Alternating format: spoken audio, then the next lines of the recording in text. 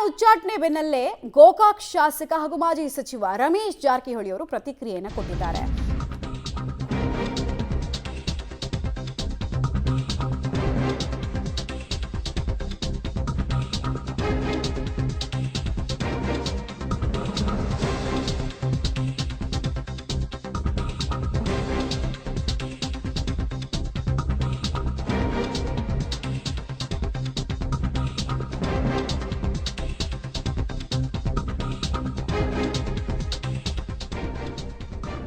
ಬೆಳಗಾವಿಯಲ್ಲಿ ರಮೇಶ್ ಜಾರಕಿಹೊಳಿ ಅವರು ಸುದ್ದಿಗೋಷ್ಠಿ ನಡೆಸಿ ಕೆಲ ಹೇಳಿಕೆಗಳನ್ನು ಕೊಟ್ಟಿದ್ದಾರೆ. ಯತ್ನಾಳ್ ಉಚ್ಚಾಟನೆಯನ್ನ ಮರುಪರಿಶೀಲನೆ ಮಾಡಬೇಕು.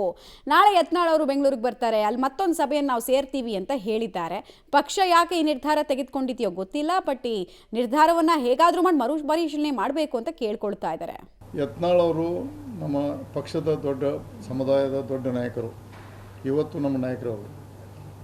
ನಾವು ಇದು ಪಕ್ಷ ಯಾಕೆ ನಿರ್ಣಯ ತಗೊಂಡು ನಂಗೆ ಗೊತ್ತಿಲ್ಲ. ನಮ್ಮ ಪಕ್ಷದ ನಿರ್ಣಯ ಪ್ರಶ್ನೆ ಮಾಡುವಂಥ ದೊಡ್ಡ ಮನುಷ್ಯನ ಅಲ್ಲ. ಪಕ್ಷ ನಮ್ಮ ಎಲ್ಲಕ್ಕಿಂತ ದೊಡ್ಡ ಪಕ್ಷ ನಿರ್ಣಯ ತೊಗೊಂಡು ಅದನ್ನು ನೋಡೋಣ, ಯಾಕೆ ತೊಗೊಂಡು ನೋಡ್ಕೊಂಡು ನಾವು ನಾಳೆ ಸಭೆ ಸೇರತ್ತು. ಯತ್ನಾಳ್ ನಾಳೆ ಬೆಂಗಳೂರು ಬರ್ತಾರೆ. ಇವತ್ತು ಅವರು ಚಿಂಚೋಳಿ ಫ್ಯಾಕ್ಟ್ರಿಯಲ್ಲಿ ಇದ್ದಾರೆ.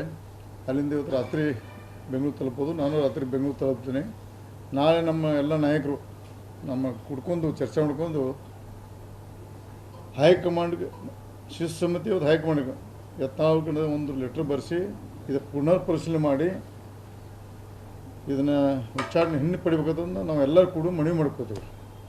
ಯಾಕಂದರೆ ಪಕ್ಷದ ನಾವು ದೊಡ್ಡವರಲ್ಲ. ಪಕ್ಷ ಏನೋ ತಪ್ಪಿರ್ಬೋದು ಅಥವಾ ಏನೋ ನಮ್ಮ ಕಡೆ ನುಣ್ಣೆ ತರಬೇಕು, ಎಲ್ಲ ಸರಿಪಡಿಸ್ಕೊಂಡು ನಾವು ಪಕ್ಷ ಮುಂದುವರಿಬೇಕಂತ ನಾವು ಯತ್ನಾಳ್ ಅವ್ರಿಗೆ ನಾಳೆ ಮನವಿ ಮಾಡ್ಕೋತೀವಿ ಮತ್ತು ಹೈಕಮಾಂಡ್ಗೂ ಮನವಿ ಮಾಡ್ಕೋತು.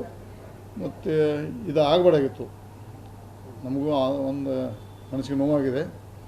ಯಾಕಂದ್ರೆ ದೊಡ್ಡ ಸಮುದಾಯದ ನಾಯಕರುವುದರಿಂದ ಪಕ್ಷಕ್ಕೆ ಉಪಯೋಗ ಮಾಡ್ಕೋಬೇಕಾಗಿತ್ತು. ಯಾಕೆ ಏನು ತಪ್ಪಾಗಿ ನಮ್ಮ ಕಡೆ ತಪ್ಪಾಗಿತ್ತು ಅಥವಾ ಏನಾಗಿತ್ತು ಸರಿ ಅದಕ್ಕೆ ನೋಡ್ಕೊಂಡು ಪಕ್ಷ ತಿಳಿ ಹೇಳಿ ಆದಷ್ಟು ಶೀಘ್ರದಲ್ಲಿ ಈ ಉಚ್ಚಾರ ಹಿಂದೆ ಪಡೆದ ನಮಗೆ ಪೂರ್ಣ ಪ್ರಮಾಣ ವಿಶ್ವಾಸ ಇದೆ.